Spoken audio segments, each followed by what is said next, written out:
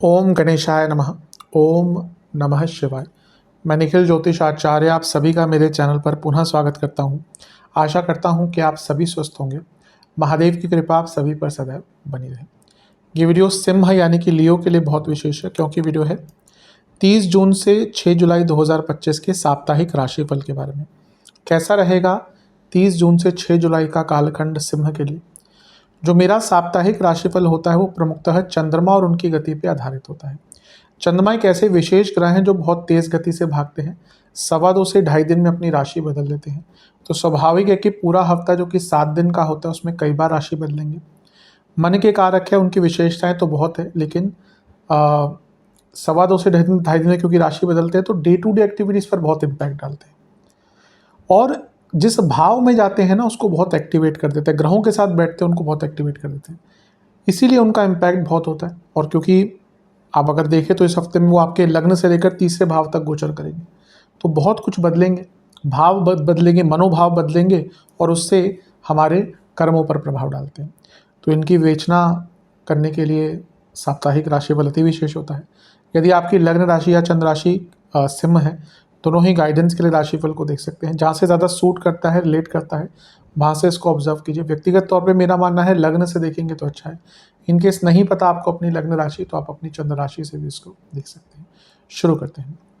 चंद्रमा आपके लग्न भाव में ही होंगे ऑलरेडी 30 जून को, और 1 जुलाई दिन के 3 बजे तक उनका प्रवास यहीं पर रहेगा। चंद्रमा का लग्न भाव में आना देखिए वैसे तो अच्छा है, लेकिन वो 12वें घर के स्वामी है, तो 12वें घर का स्वामी का लग्न में आना खर्चों के लिए अच्छा नहीं होता, सेहत के लिए अच्छा नहीं होता। हाँ, अच्छा किस लिए? क्योंकि वो योग कारक ग्रह के साथ बैठे हैं मंगल, जो भाग्येश भी हैं, चतुर्थेश भी हैं।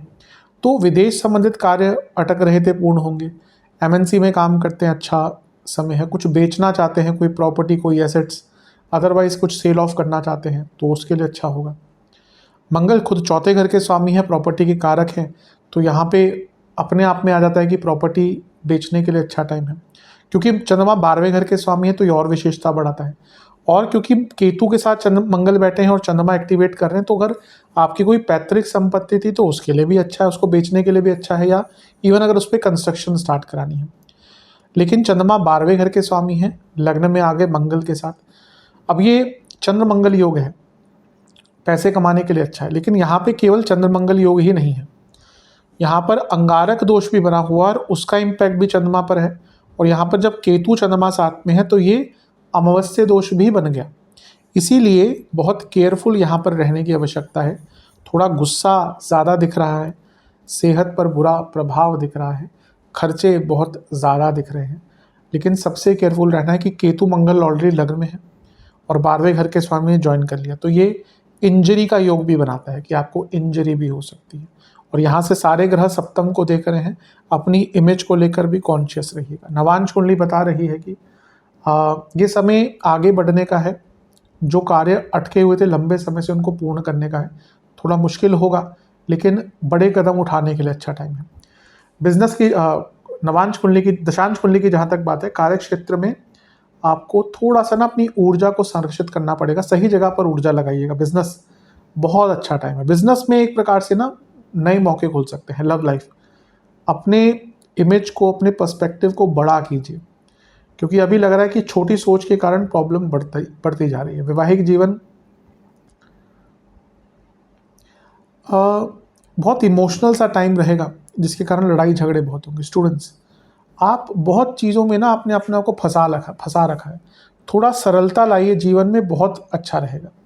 सेहत की जहाँ तक बात है, आपका सेहत की जहाँ तक बात है, आपको इंजरीज तो मैंने कहा ही, साथ में बीपी की प्रॉब्लम, पेट के रोग, एसिडिटी रहेगी।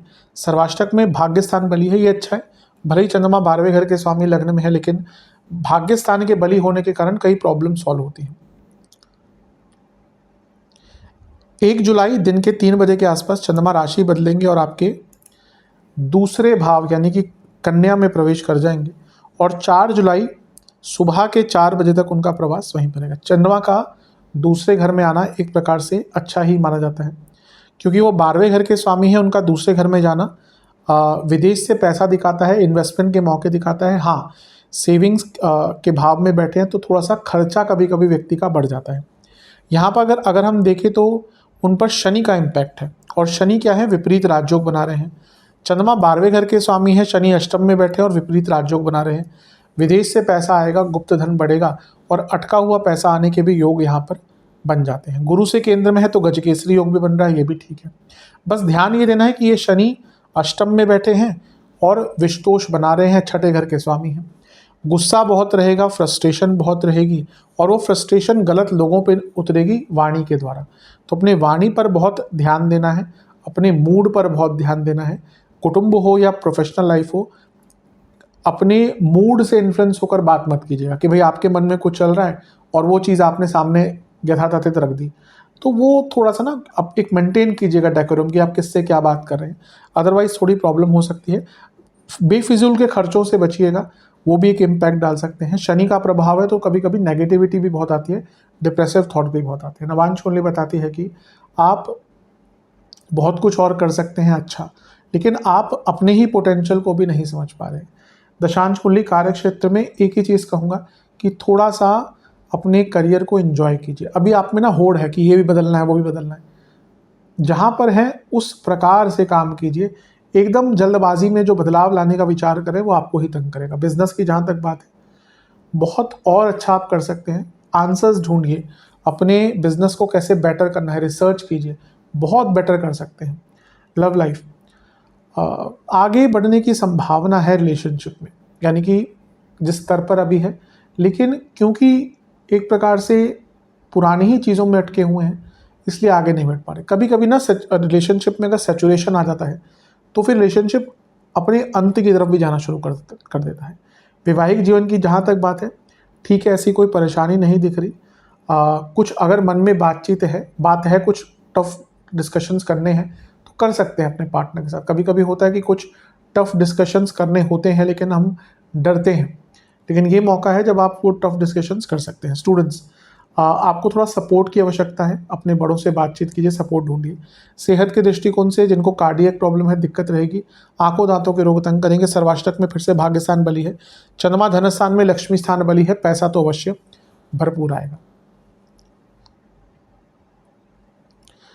4 जुलाई सुबह के 4 बजे के आसपास चंद्रमा राशि बदलकर आपके तीसरे घर में आ जाएंगे, यानी कि तुला में, और सप्ताह के अंत तक यहीं पर रहेंगे। चंद्रमा का तीसरे घर में आना एक प्रकार से अच्छा ही माना जाता है। वो 12वें घर के स्वामी है, तीसरे घर में आते हैं तो बड़े बदलाव लाने का मौका मिलता है, बड़े निर्णय लेने का मौका मिलता है, और इसके साथ ही ये यात्राओं का मौका भी आपके लिए बन जाता है। यहाँ पे गुरु की दृष्टि है जो कि अच्छी ही है, क्योंकि वो एक तो लक्ष्मी स्थान के स्वामी है और लाभ स्थान में बैठे हैं, और चंद्रमा 12वें घर के स्वामी है, तो बदलाव करने का मौका मिलेगा, विदेश से पैसा मिलेगा। और गुरु का जो दूसरा तत्व है या दूसरा भाव है वो अष्टम भाव है, तो अचानक से धन प्राप्ति का योग भी यहाँ पर बन जाता है। तो ओवरऑल ये जो समय है आपका हफ्ते का अंतिम भाग का, ठीक है, लेकिन प्रॉब्लम क्या है? प्रॉब्लम ये है कि यहाँ पे केमद्रुम योग बन गया, क्योंकि चंद्रमा के आसपास कोई भी ग्रह नहीं है, साथ में कोई भी नहीं गिर बैठा, और चंद्रमा 12वें घर के स्वामी है। तो ना कम्युनिकेशन पर ध्यान दीजिएगा, कभी कभी बहुत ज़्यादा उत्सुकता हो जाएगी, बहुत ज़्यादा ओवर कॉन्फिडेंस आ सकता है और इसके कारण प्रॉब्लम थोड़ी सी बढ़ सकती है। गुरु का प्रभाव है और गुरु अष्टमेश भी है। कभी कभी व्यक्ति क्या होता है ना, यहाँ पे ओवर एक्साइटमेंट में कुछ ऐसे निर्णय लेता है जो वो पूरा एनालाइज नहीं करता, और उसके कारण आगे चलकर प्रॉब्लम फेस करता है। अपने कम्युनिकेशन पर बहुत ध्यान देना पड़ेगा। जहाँ पर हैं जिस प्रकार के व्यक्ति से जिस परिस्थिति में बात कर रहे हैं उसी अनुसार अपनी वाणी का उपयोग आपको करना पड़ेगा। जल्दबाजी में कोई निर्णय मत लीजिएगा। नवांश कुंडली बताती है कि ऊर्जा बहुत अच्छी रहेगी, mental as well as physical, but उसका सदुपयोग करना चाहिए। दशांश कुंडली कार्य क्षेत्र में जो लोग जॉब चेंज करने का विचार कर रहे थे उनके लिए मौका अच्छा है। बिजनेस में मैं यही कहूँगा कि बहुत ज़्यादा रिस्क मत लीजिएगा यहाँ पे, क्योंकि मैंने कहा ना अति उत्सुकता दिख रही है। लव लाइफ, वाणी में मधुरता, विचारों में मधुरता और व्यक्तित्व में शीतलता, ये बहुत हेल्प करेगी। यहाँ पे गुस्सा जहाँ दिखाया ना वहीं पे लड़ाई झगड़े कंफर्म है। वैवाहिक जीवन फोकस्ड ही है, दोनों ही ना अलग पथ पर चल रहे हैं, जैसे इंग्लिश में कहते हैं both are not on the same page. तो एक कॉमनैलिटी होनी चाहिए। इवन वैवाहिक जीवन में ना साथ में डिस्कस कि हाँ भाई क्या करना है, कैसे करना है। कभी कभी ये बहुत बड़ी चीज़ होती है वैवाहिक जीवन में कि दोनों के बीच में कोई कॉमनैलिटी नहीं है और फिर इसी कारण प्रॉब्लम्स बढ़ती हैं। इस पर विचार कीजिए। स्टूडेंट्स की जहाँ तक बात है, आप ना बहुत कार्य शुरू करके छोड़ रहे हैं, ये आगे चलकर आपको तंग करेगा। सेहत की जहाँ तक बात है,